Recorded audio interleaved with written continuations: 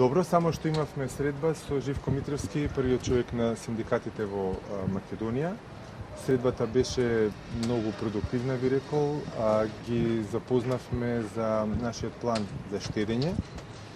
Истакнавме дека во ситуација кога за околу 5% е намален бројот на вработени во индустријата, а исто така и оние кои што пак останале на работа за околу 5% и изгубиле куповната моќ заради движењето на платите, исклучително е важно, според мислењето на СДСМ, власта да се стави во истата улога и да ја дели судбината на огромното мнозинство на граѓани денеска во Република Македонија.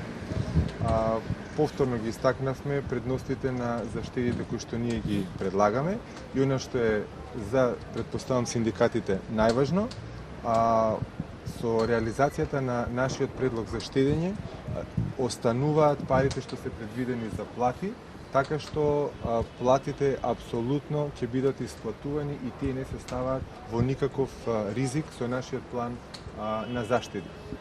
Исто така разговаравме и за улогата на синдикатот, за тоа дека синдикатот е исклучително важен субјект во секое демократско општество и дека синдикатот би требало да биде повеќе вклучен и во процедурите, односно во целиот процес на подготовка на буџетот на државата во раната фаза. Значи да си кажат синдикатите што мислат уште во фазата пред буџетот да биде конечно оформен.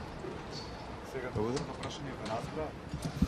Апсолутно не разбра, бидејќи клучната поинта беше пари за платите има и со целосна реализација на нашиот предлог. Каков е вашиот став, вашите позиции во однос на одбивањето на министерот за финансии Зоран Ставрески на вашиот план за буџетско штедење? Па видете сега, ние слушнавме разни изјави и од министерот Ставрески и од други високи представници на власта. Меѓутоа, барем до овој момент, зборувам сега вчера, немаме ние информација дека планот за штедење што ние сме го дале е дефинитивно отфрлен. Оно што го слушаме се разни мислења, посочувања од страна на министерот Ставрески.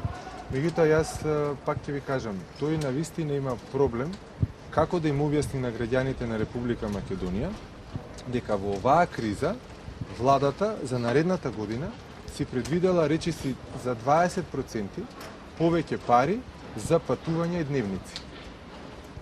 Тоа едноставно е како да владата живее на нека друга планета, затоа велиме, сакаме да ја дели судбината на граѓаните во дадениот тежок момент. Благодарам.